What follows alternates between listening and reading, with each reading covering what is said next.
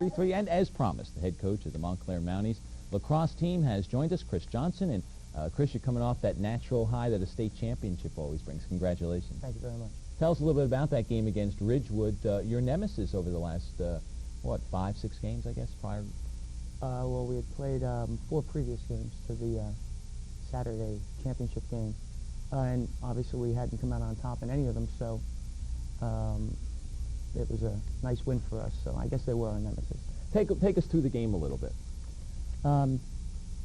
Tight first half, both teams, looking for openings.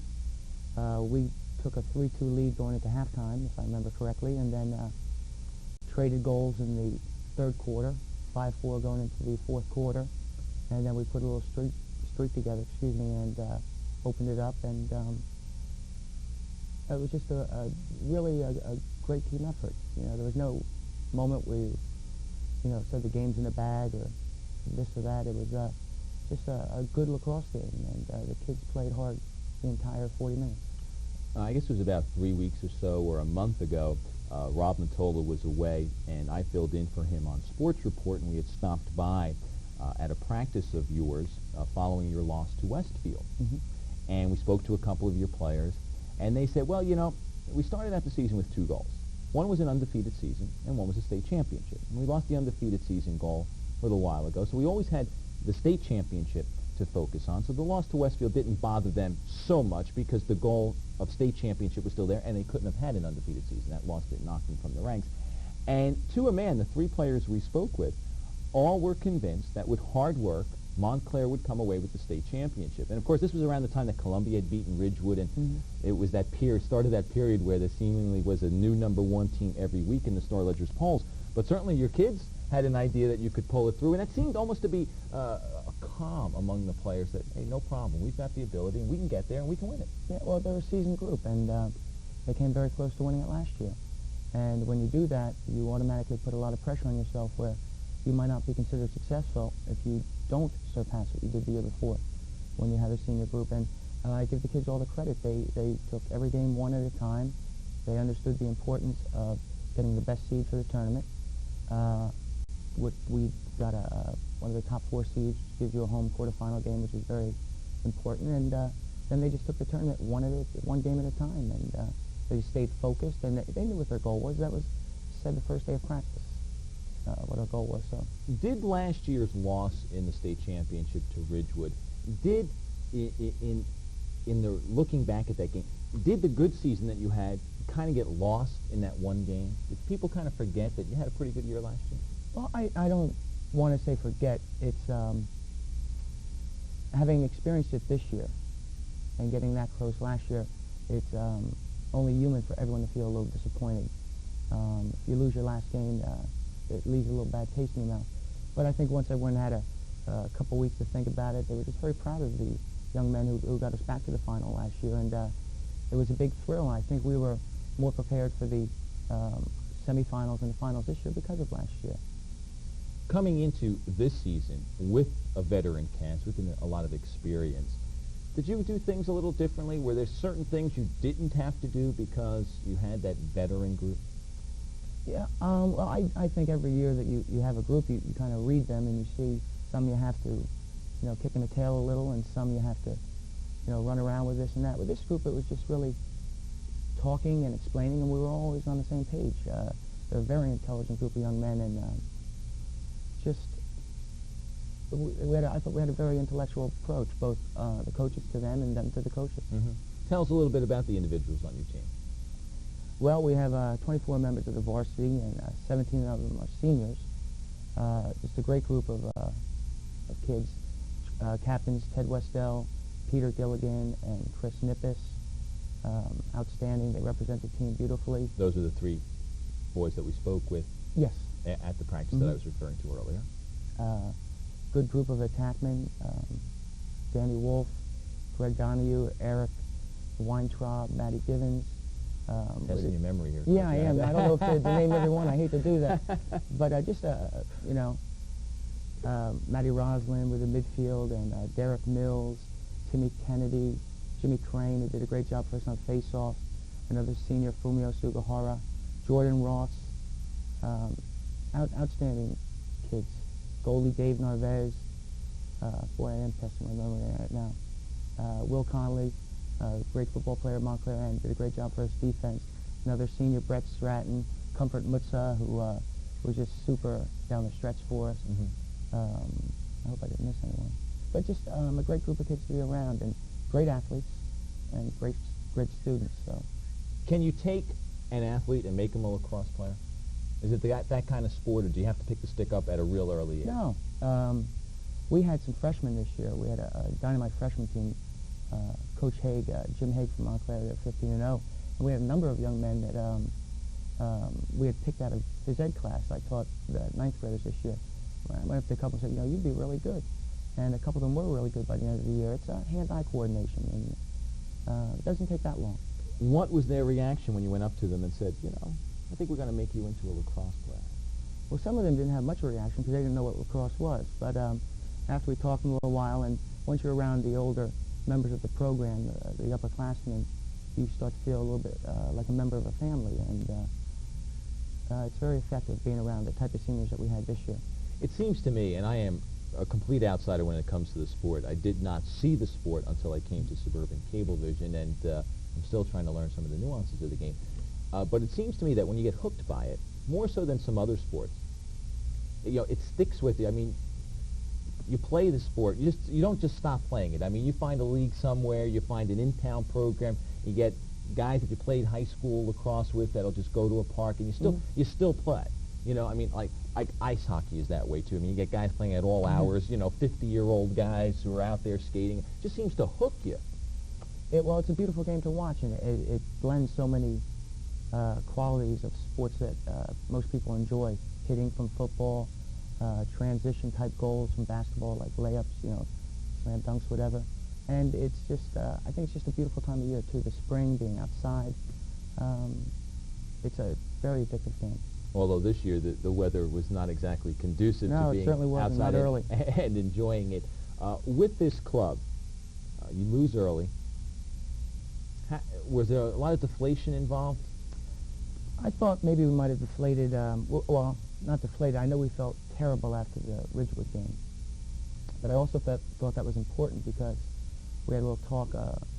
That next day was a Sunday, and we had a game on Monday, so we had to practice late Sunday afternoon. And we just had a team conversation, and everyone was disappointed because we thought we were ready to play. But with that disappointment came a new level of, dedication. And I don't ever think there was panic. I really give this team credit for really taking it one at a time and realizing that, it's not over till it's over, and not letting a loss or two early really ruin things for you. Because the final thing you really want, you mentioned before, one of the captains had said about an undefeated season. To do that is tremendous, like Ridgewood did last year. But the goal, in my opinion, is to win a state championship, and that's the best thing in the world. And that is familiar territory for the Montclair Mounties, and we're going to talk a little later on in our next segment about the great tradition at Montclair. Having lost 4 straight to Ridgewood, was there any trepidation entering the final? And I don't know if a good team ever really is all that concerned.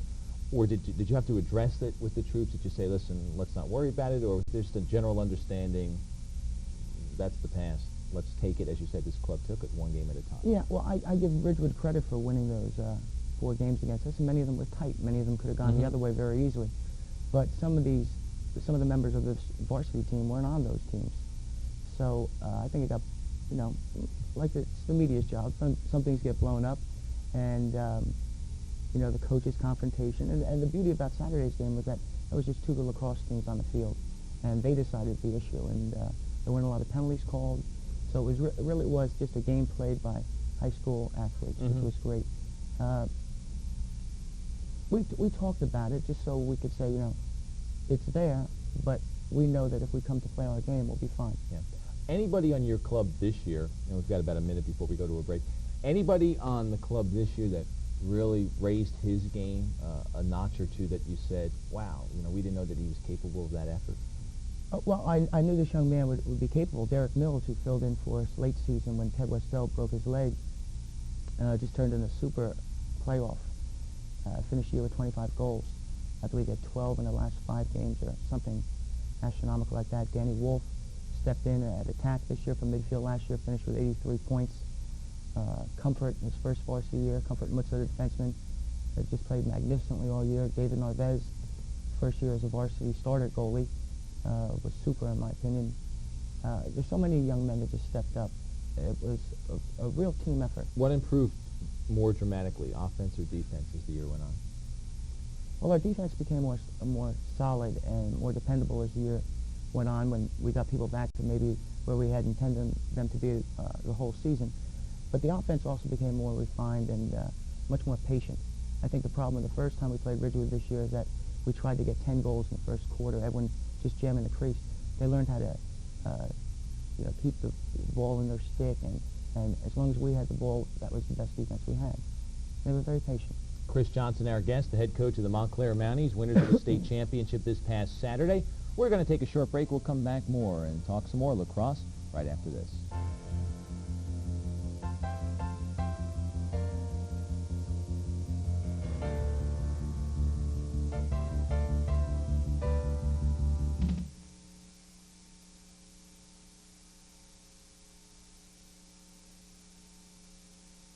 Have you ever considered what it would be like if you lost your hearing?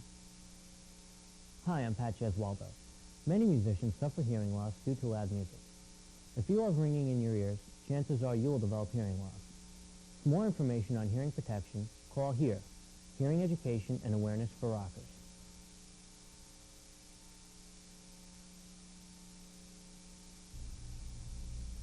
Welcome back to Sports Talk. I'm Matt Lachlan. We'll get back to Chris Johnson in just a moment. Immediately following our program, Rob Matola concludes the spring season with a wrap-up of the spring year on Suburban High School Sports Report. During tonight's program, he will hand out the trophies to our #1 teams.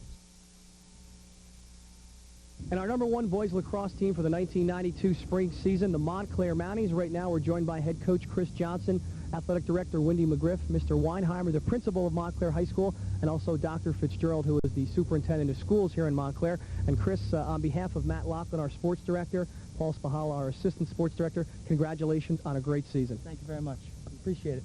All right, Chris, what are you going to remember from the 1992 season? I think the thing I'll remember most probably is the 24 people that made this championship happen, and that's the 24 young men that are here with me right now. They're just a special group, and I'm just very fortunate to have been able to represent them. What was it like when the final seconds ticked down in the state championship game? You knew you had the victory over Ridgewood. Well, all I remember is it was a warm day, and I was probably a little cooler then than I had been all day, because Mr. Westell and his friends dumped a little water on me. But, so for the first time all day, I was probably, my body temperature actually was normal. But I just remember the look on their faces and the excitement that they felt, and it was just really special. And how about improvements from the first game to that last game against Ridgewood? What would you say the major improvement of the Mounties was? Well, I thought we played. I thought we played like our life depended on it, and that's what it really came down to. The first game when we got behind, we gave a little bit, and then we just went flat.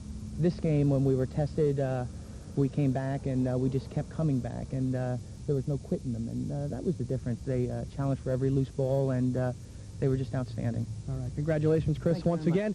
And once again, the Montclair Mounties, the 1992 #1 trophy winners in the TV3 area. Woo! A familiar place for Montclair, the #1 team. And don't forget, Sports Report immediately follows Sports Talk. Rob Matola running down the spring season as he recaps all the happenings in baseball, softball, tennis, lacrosse.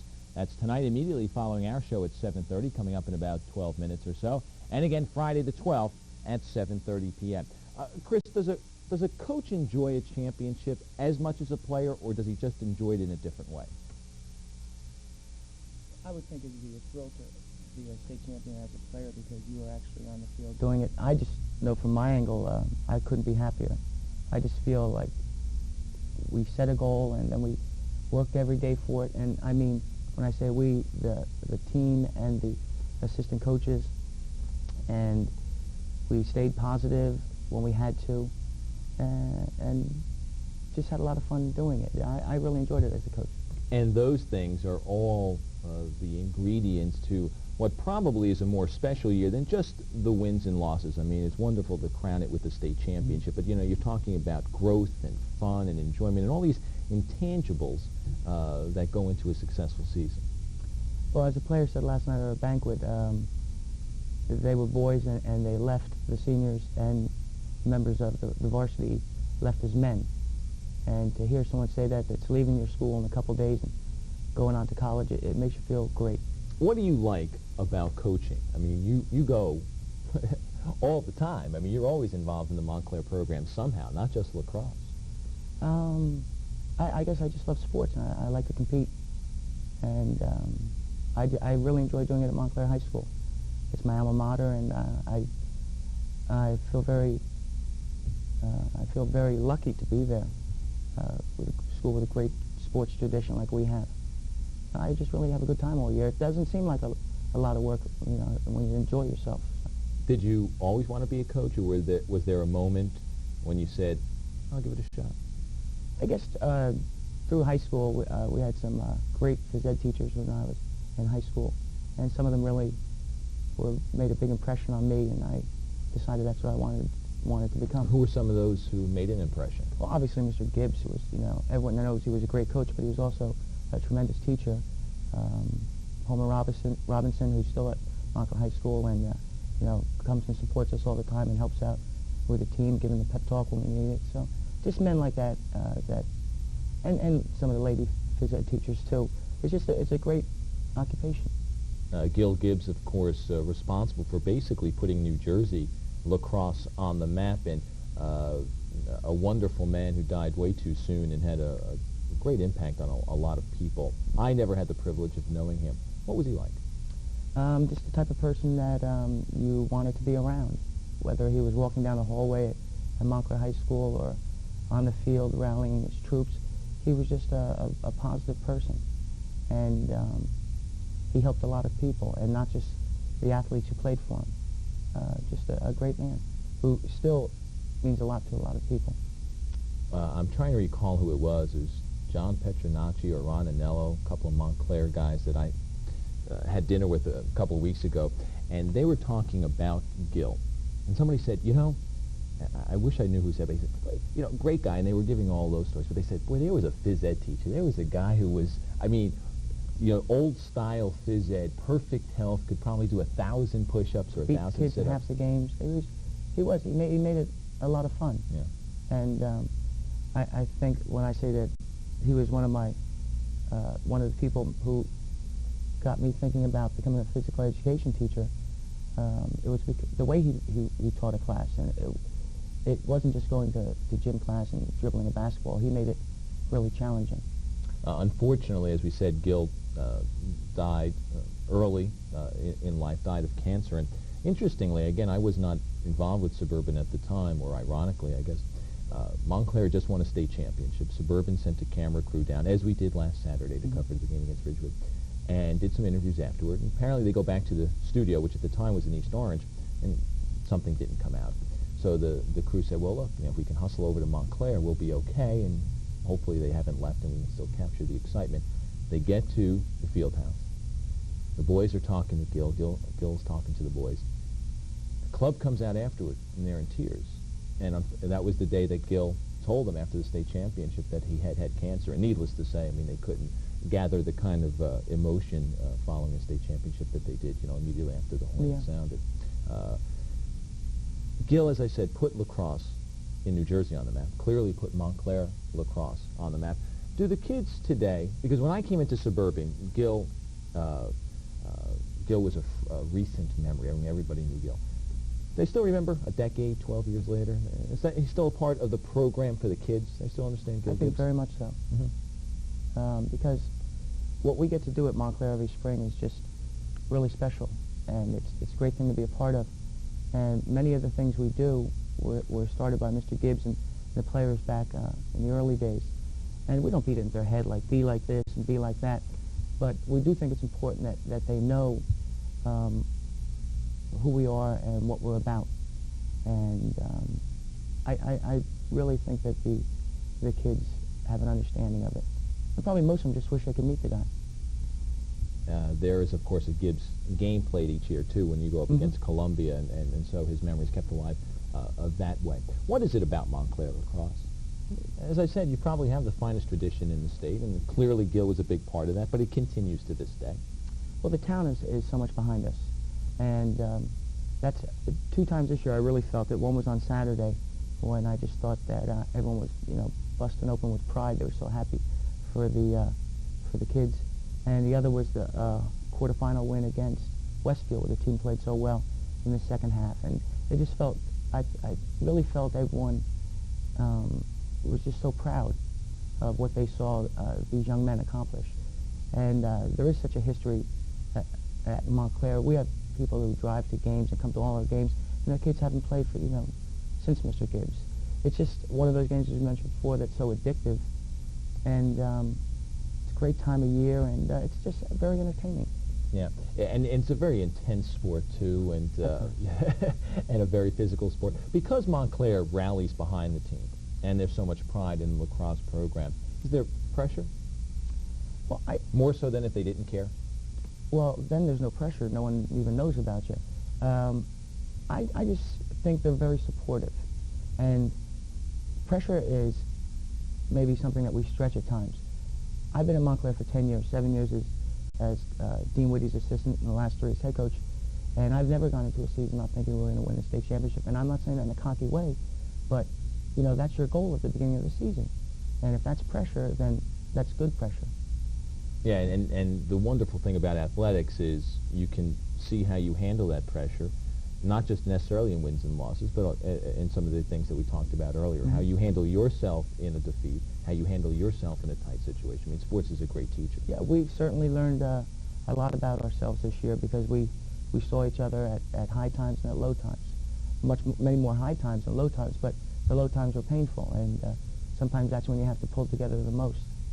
And the kids did. Chris, for you, going from season to season, what's the biggest adjustment in coaching for you? Or is coaching, it's just different techniques, different terminology? Well, probably the biggest difference for me is getting outside after spending a whole winter in a wrestling room. That's and the winter season no one is enjoys the the longest. spring like I do, yeah. But I get a lot of different outlooks on the kids at our high school. I coach the girls soccer team in the fall, and the wrestling team in the winter, and the lacrosse team in the spring. So I really get a nice cross-section of the students at our school. I often thought that, and maybe it's just because there were a lot of players who moved from, say, hockey to lacrosse, that those were the complementary sports, or football to lacrosse, those two are complementary sports. Has that changed a little bit, or you still kind of get those athletes? I know you had some soccer players. Yeah, well, we had a majority of our varsity players were soccer players, but a majority of our freshman players were football players this year. So I really just think it's the group that, and most people who do something in high school, they do it with their friends. And most of the friends, those are the people you see every day after school for 2 hours. So if you play football, you get closer with them. If you play soccer, you get closer with them. And if someone isn't involved, and if you and I were, the 2 guys playing soccer, and I said, I'm going out for lacrosse, why don't you come out for lacrosse with me? And a lot of times that's how it happens. So it can be like a cyclical type of thing.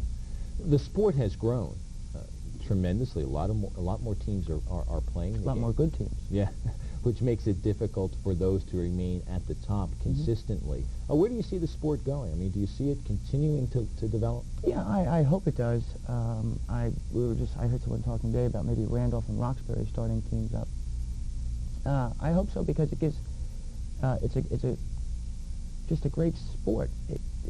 I know it's a little expensive with the helmet and the equipment, but I've never seen anyone or talked to anyone who has played lacrosse, and after they got done playing it said, boy, this really stinks. You just really enjoy it. And for those kids to have a good time playing it, I hope it does keep growing. Yeah, and of course that makes it more difficult, as we said earlier, for the good teams, because there are a lot more in the pyramid, if you will, and so it makes it harder to get to the top. So what's the future at Montclair? As you said at the top of the show, a lot of kids graduating. Yeah, but I like what we have coming back next year, and I'll be honest with you, I'll start thinking about that on Monday. We have the Garden State game tryouts for. You don't give coaching a break. Well, another couple of weeks, and then we'll have a nice summer. Good. But we saw on Saturday, at least in our case, we have some top juniors coming back in Eric Weintraub, who had 3 on Saturday, Josh Murphy, who started for us all year on close defense. And we have some other, those 2 were both elected captains for next season last night, along with Jason Martens, who's a real good athlete and had a couple injuries this year, but we're expecting big things from him next year. So we have a lot of people to look at, and hopefully they'll work hard this summer, and they'll like the idea of being state champions so much that they'll want to get greedy and get another one next year. Because the goal won't change at Montclair. Not at It'll all. still be a state championship. Chris, thank you very much for joining us No tonight. problem. Congratulations Thank you. on a great year, and enjoy the summer, and we'll look forward to certainly seeing will. you next year. Thank you. Chris Johnson, head coach of the Montclair Mounties, joining us this evening. Next week on Sports Talk, P.J. Carlissimo, the Seton Hall University basketball coach, will be the guest. Of course, he's also the Olympic assistant basketball coach. And don't forget, coming up immediately following the show, Rob Matola has Sports Report as he wraps up the spring season. And then at 8:30, we have Local Issues Live. We'll talk about some of the things that are happening in Carteret. That program comes to you live tonight at 8:30. We'll see you next week, everyone. Good night.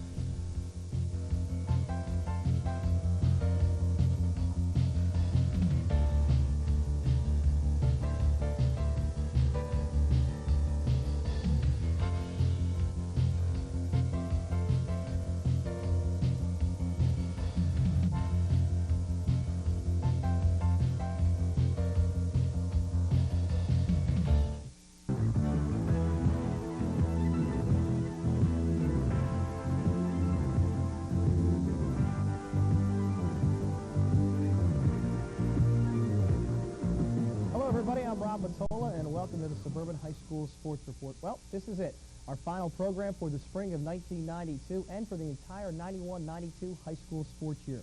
It's been an exciting spring, so let's honor the teams and the athletes that we've talked about all season long. On the show tonight, attention to boys lacrosse, the TV3 area was not a place where many teams did well this season, but Montclair did win the state championship. So let's take a look at the 1992 season in review. It was basically a two-team race in lacrosse this spring between Montclair and Westfield. Sean Cherowich's Blue Devils sat at number 2 in the TV3 poll in the first week of the season. We got our first look at Westfield when they crushed St. Joe's 13-1. The Montclair Kimberly Academy Cougars entered the top 5 in the third week of the season as Doug Munson and crew defeated some big-name teams to crack the top 5. In week number 5, it was the big showdown between Montclair and Westfield. The Mounties got off first as Matt Rosalind tallied the first goal in the first minute. Montclair had a 4-3 lead at one point, but Westfield enjoyed a great second half to win it 10-6. Also that week, the Columbia Cougars ended Ridgewood's 44-game winning streak with a 9-8 win. But Johnson Regional ended Columbia's bid to gain a state playoff berth as the Crusaders hit for 3 goals in the fourth quarter for a 7-4 win. The Seton Hall Prep Pirates made their third straight appearance in the Prep B State Championship and finally won it. Matt Lewis hit for 3 goals as the Pirates captured the state title. And in the state tournament, preliminary round action, Montclair Kimberly Academy topped Hillsborough, while Boonton defeated Seton Hall Prep. In the first round, Montclair crushed Mendham, Pingree defeated MKA, Westfield beat Hunterdon Central, and Mountain Lakes knocked off Johnson Regional.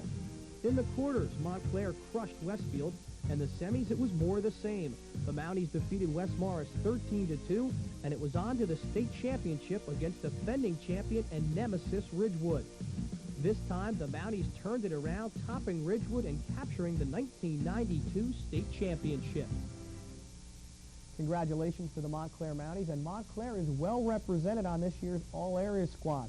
There are 3 Mounties, 3 Blue Devils, 2 Crusaders, 1 Knight, 1 Cougar, and 1 Pirate. Chris Wojcik of the Westfield Blue Devils had a total of 72 points this season, including 46 goals. The midfielder was the New Jersey Nets Athlete of the Month and selected as New Jersey's representative in the National High School All-Star Game. Wojcik will play lacrosse next season at Harvard. Goaltender Dave Sprague, also of Westfield, had an incredible 178 saves this year. The stopper had a .659 save average, and he was almost unbeatable on both high shots and shots down low. Also from Westfield, attackman Matt Probilski. He was named first-team All-Pit Division and first-team All-Area. The Westfield senior showed awesome stick handling, assisting on 43 goals this year. Probilski, to his own credit, scored 27 goals and had a total of 70 points for 1992. West Essex Tom Ruane scored 27 goals and had 5 assists in 1992. The junior midfielder was involved in 32 of 60 goals scored by the Knights this season. Ruane was named second-team All-Iron Hills Conference and co-MVP by his teammates. Johnson Regional's Dan Redziniak led the team in ground balls with 127. The senior midfielder won 78% of his faceoffs. Redziniak was named All-Pit Division and had 21 goals with 30 assists. Dan will be attending Johns Hopkins in the fall. Brian Parris, also of Johnson Regional, struck fear into attackmen as he was quoted as the best D-man on his team. The senior defenseman led the defense in ground balls and was a first-team All-Pit Division selection. Tim Kennedy from Montclair. This senior midfielder picked up most of the slack when captain Ted Westhill went down with a broken leg. Kennedy's offensive prowess allowed him to hit for 5 goals in the state semifinals against West Morris and a hat trick in the state championship win over Ridgewood. Also from Montclair, attackman Peter Gilligan. The senior captain was one of the main catalysts for the Mountie offense. Gilligan could score the goal or make the assist. Head coach Chris Johnson looked to Gilligan for team leadership on and off the field, and Gilligan responded as one of the best players for the Mounties this season. And a third Montclair Mountie makes the team, Matt Rosalind. The senior midi excelled both offensively and defensively, leading the Mounties throughout the regular season and especially in the state tournament. Rosalind used his passing skills to set up several goals in the state championship victory over Ridgewood.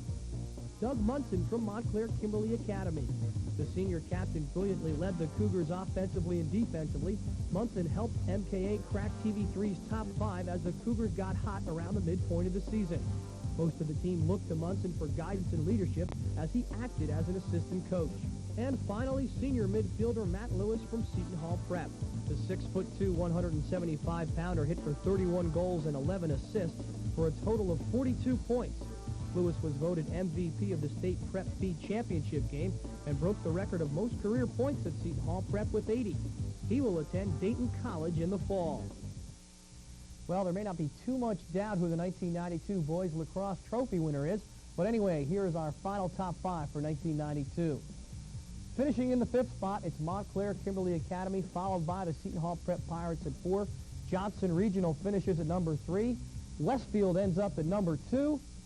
And our number 1 boys lacrosse team for the 1992 spring season, the Montclair Mounties. Right now we're joined by head coach Chris Johnson, athletic director Wendy McGriff, Mr. Weinheimer, the principal of Montclair High School, and also Dr. Fitzgerald, who is the superintendent of schools here in Montclair. And Chris, on behalf of Matt Laughlin, our sports director, Paul Spahala, our assistant sports director, congratulations on a great season. Thank you very much. Appreciate it. All right, Chris, what are you going to remember from the 1992 season? I think the thing I'll remember most probably is the 24 people that made this championship happen, and that's the 24 young men that are here with me right now. They're just a special group, and I'm just very fortunate to have been able to represent them. What was it like when the final seconds ticked down in the state championship game? You knew you had the victory over Ridgewood. Well, all I remember is it was a warm day, and I was probably a little cooler then than I had been all day because Mr. Westell and his friends dumped a little water on me. But so for the first time all day, I was probably, my body temperature actually was normal. But I'll just remember the look on their faces and the excitement that they felt, and it was just really special. And how about improvements from the first game to that last game against Ridgewood? What would you say the major improvement of the Mounties was? Well, I thought we played. I thought we played like our life depended on it, and that's what it really came down to. The first game when we got behind, we gave a little bit, and then we just went flat. This game, when we were tested, we came back, and we just kept coming back, and there was no quitting them, and that was the difference. They challenged for every loose ball, and they were just outstanding. All right, congratulations, Chris, once again. And once again, the Montclair Mounties, the 1992 #1 trophy winners in the TV3 area. Woo! And finally, tonight, we'll wrap this show up with boys tennis. Let's take a look at the 1992 season in review.